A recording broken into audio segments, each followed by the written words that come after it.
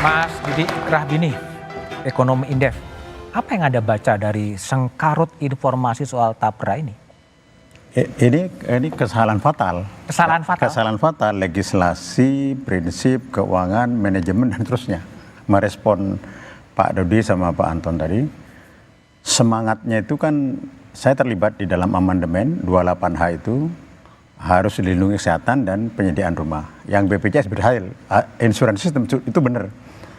Tapi ini adalah tabungan, ya, dipraktekkan seperti insurans wajib.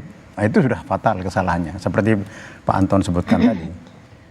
Nah, kemudian yang paling penting lagi, kesalahan di situ sosialisasinya tidak berjalan dengan bagus, ya. Dan sekarang kompleks seperti ini kan isunya penyediaan rumah. Ini orang-orang yang menabung itu belum tentu dapat rumah karena itu jangka panjang, ya. Ya. Mestinya kalau tabungan itu kayak dana haji, tidak semua orang ikut. Tidak semua orang ikut dana haji saja, ya. Tapi bisa diperlakukan kepada ASN karena itu satu grup untuk saling bantu membantu, gitu. Itu problem yang kita hadapi, sehingga dengan demikian maka ini akan menimbulkan kompleksitas yang ruwet, saya kira. Buktinya kan anggota DPR-nya kan bingung, dia mundur lagi kan, tidak seperti itu. Sehingga ini sama dengan prinsip-prinsip asuransi dipraktekkan untuk tabungan, itu salah. Seperti prinsip-prinsip menyetir dokar dipraktekkan untuk nyetir mobil, itu kesalahan prinsip dasar. Di situ kesalahannya, ya? Itu kesalahan prinsip. Momentumnya tidak tepat juga? Bukan hanya momentum, tetapi juga trust-nya juga berbahaya. Ini adalah collection yang sangat berbahaya. Karena semua... Berbahaya kenapa? Ya, ini jadi pengumpulan uang. Dan jadi pengumpulan uang itu trustnya tidak... Tapi kan uang pekerja juga. Iya kan asuransi Bung Puter dan lain kan habis diembat semua. Itu problemnya. Sehingga menurut saya diberlakukan apakah per daerah atau ASN saja dan seterusnya, serta sosialisasinya harus dilakukan dan betul. Bahwa ini tabungan, kalau tabungan itu akan kembali. Tapi kalau tabungan nggak kembali kan sudah seperti asuransi seperti tenaga kerjaan kan nggak jelas baliknya kepada kita. Oke. Jadi dengan demikian menurut saya ini harus diperbaiki dan mundur dulu selangkah. Untuk dia bisa memperbaiki dengan baik kesalahan itu. Baik, Pak Dodi. Jadi kalau kita lihat prinsipnya kan ada prinsip gotong royong, ya. Gotong royong agar pekerja itu bisa mendapatkan rumah. Nah, kalau terjadi kontroversi di sini, sebenarnya prinsip gotong royongnya di mana sih sebetulnya? Ya, jadi prinsip gotong royong adalah bahwa penghasilan yang di atas masyarakat berpenghasilan rendah, dia menjadi penabung mulia. Penabung? Mulia atau penabung yang tidak bisa menerima pemanfaatan KPR, KBR, KRR. Dia yang berarti dia golongan berpenghasilan atau mampu. Sehingga mereka dana tersebut dihimpun, kemudian dikelola pemupukannya melalui manajer investasi. Ini satu bisnis model yang baru. Oke, pakai manajer investasi. Tidak diinvestasikan langsung oleh BP Tapera. Jadi pass-through kepada bank kastodi, dari bank kastodi masuk kepada manajer investasi. Kemudian yang kedua terkait gotong royong, yang mampu ikut nabung dalam rangka menyediakan sumber dana jangka panjang kepada MBR yang berpenghasilan 8 juta. Dengan dia menabung selama menjadi peserta Tapera 12 bulan, dia sudah masuk eligible apa yang dapat bisa menerima pemanfaatan. Kalau MBR itu tidak dibantu dengan orang yang tadi yang berpenghasilan di atas 8 juta, dia kapan bisa memiliki rumah? Nah, maka di sini ada azas gotong royong di situ, Pak. Mampu membantu yang memang berpenghasilan. Jadi konteksnya adalah kira-kira semua pekerja itu wajib menabung, 2,5% pekerja, 0,5% perusaha. Kemudian dikelola oleh manajer investasi. Sebagian untuk pembiayaan bagi MBR dalam bentuk pemilikan rumah, pembangunan rumah dan perbaikan rumah. Diinvestasikan di pasar saham atau di manapun? Hanya diinvestasikan ke surat satu pasar uang. Pasar uang. 2 fixed income. KIK fixed income. Yang ketiga fixed income dengan penyimpanan. Jadi disimpan sampai dengan hold to maturity lah.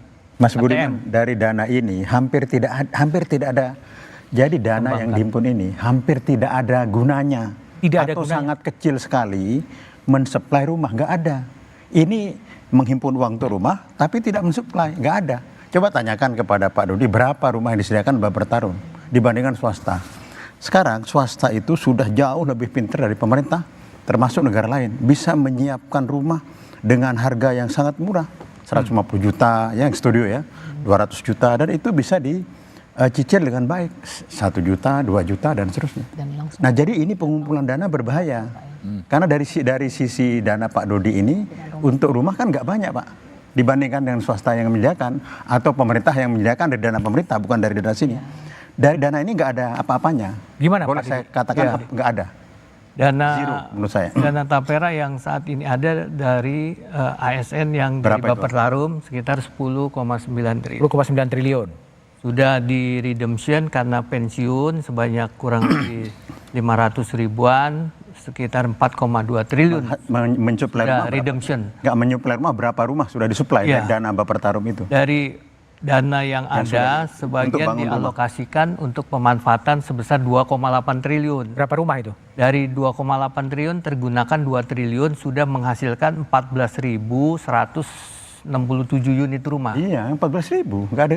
Dari Gini, Dari Pak Mas Budiman, ASN tadi yang menjadi peserta. ini dana menghimpun untuk rumah dari seluruh puluhan juta orang, tapi menghasilkan 14.000. Nanti akan menghimpun banyak sekali, tidak menghasilkan rumah juga. Jadi rumah itu jangan alasan untuk rumah, problemnya itu problem berat. Menghimpun rumah dari berapa juta sekarang Pak Anton? 100 juta pekerja, dari situ semua dihimpun menghasilkan 14.000 rumah sebagai contoh. Nanti oke lah 100.000. Itu kan hanya 0,0 sekian persen. Jadi ini sekarang model penghimpunan dana. Karena itu harus ada trust. Kalau tidak ada trust tidak bisa. Oke, Ini bukan trust asuransi. kuncinya ya. Pak Jadi- Dodi mau merespon soal Iya. trust tadi itu? Ya, trust. Kenapa kita membangun tata kelola untuk mencakup trusted fund yang kita kelola? Karena apa? Karena dana tersebut dikelola MI dan setiap hari para pemilik dana bisa mengakses nilai aktiva bersih setiap hari perkembangannya. Nah, sejak launching dari 2021 bulan Juni, dana pemupukan sudah kita kembangkan menghasilkan 11,05% Tabungan sejak pensiun. diluncurkan. Seperti tabungan pensiun. Ya, ya. Sama Itu 11,05% itu gross dari investment kita. Nah, tetapi yang menjadi concern di sini adalah adanya tadi yang backlog 9,9 juta nih data terakhir. Nah, inilah yang membutuhkan peranan selain pemerintah, tentu adalah peserta. Sehingga unit yang bisa diberikan kepada MBR itu kemampuannya meningkat atau lebih tinggi volumenya. Di sini peran pemerintah dan BP Tapera sangat strategis untuk membantu MBR. Kenapa?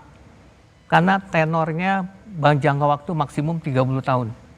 Sehingga angsurannya rendah. Suku bunga yang ditetapkan tetap dengan bunga saat ini 5%. Oke. Kalau bunga pasar 11. Jadi kalau kita ambil MBR ngambil kredit kepada bank, dia akan kena angsuran hampir 1,7. Oke, kalau pertanyaan sederhana gini Pak Dodi. Kalau Jadi pekerja sangat yang bermanfaat. punya gaji 5 juta katakanlah sebulan, Bisa itu dapat. diperkirakan punya rumahnya kapan? Kapan? Ya. Nah, di dalam Pertanyaan itu nggak bisa. Karena ini hanya penghimpunan tabungan. Enggak, saya nanya kepada Bisa. Pak, kira-kira bayangannya gimana? Ya, Kalau jadi- saya nabung seperti itu. jadi ada kriteria eligible-nya. Satu, pertama menjadi peserta minimal 12 bulan.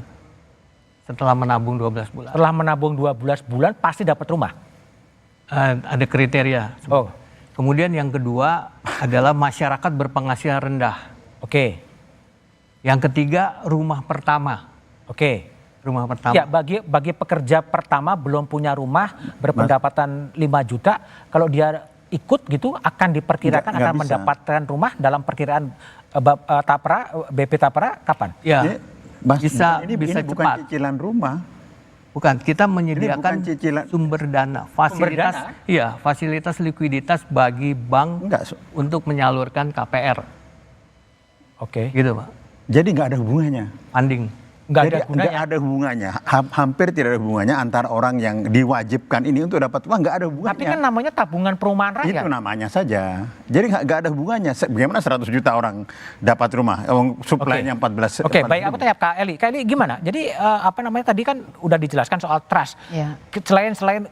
Selain yang substansi yang Anda merasakan berat, apalagi sih keberatan Anda soal trust juga gitu? Ya, memang itu juga ya, karena kita kan ada beberapa tahun terakhir ini kan isu asuransi yang hilang gitu ya. Asuransi yang Ya, hilang. misalnya kayak taspen apa segala macam itu kan masih Ah. ada di benak masyarakat itu, karena memang di media itu kan terang benderang Pak soal uangnya, dananya nggak ada di sana. Lalu muncul lagi begini, ini pertanyaan saya, kenapa buruh dibebankan Pak? Buruh yang mendapat upah 2 juta masih ada Pak. 2 juta. Masih ada 2 juta. Jadi saya tadi menyebut di Jakarta 5 juta 60 ribuan kalau tidak salah ya. Bagaimana mungkin kami yang miskin ini memberikan subsidi kami Pak, sementara kami butuh subsidi sebenarnya gitu. Jadi itu tidak masuk akal. Kalau pemerintah memang niat pemerintah untuk rakyat berdasarkan Undang-Undang 45 Pak, memang pemerintah harus menyiapkan perumahan untuk rakyat. Tapi jangan membebankan buruh dong, jangan membebankan mereka yang miskin. Memang setuju saja kita ada subsidi silang ya, tapi bagi saya, karena saya tahu persis bagaimana buruh ini berjuang tiap tahun turun ke jalan, hanya meminta kenaikan upah 200 ribu Pak. Dan kami diminta lagi mensubsidi orang, sementara kami nggak punya rumah, masih mencicil rumah saat ini. Nah itu yang tidak bisa kami terima. Oke, saya akan dengar pandangan dari Pak Anton dan Pak Suryadi, tapi setelah jeda berikut ini.